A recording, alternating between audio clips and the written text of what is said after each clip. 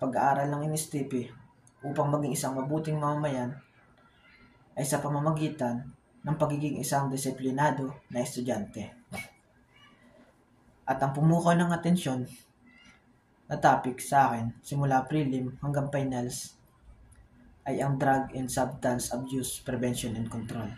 Dahil nalaman ko kung ano nga ba talaga ang mga klase ng uri ng droga. Dahil alam ko na walang magandang maidudulot ang droga. Dahil nalaman ko na marami nang nasira na pamilya at buhay dahil lang sa droga. At alam ko rin na magagamit ko to in the future dahil nalaman ko ang mga klase ng droga at ang mga masamang maidudulot ito sa isip ng tao.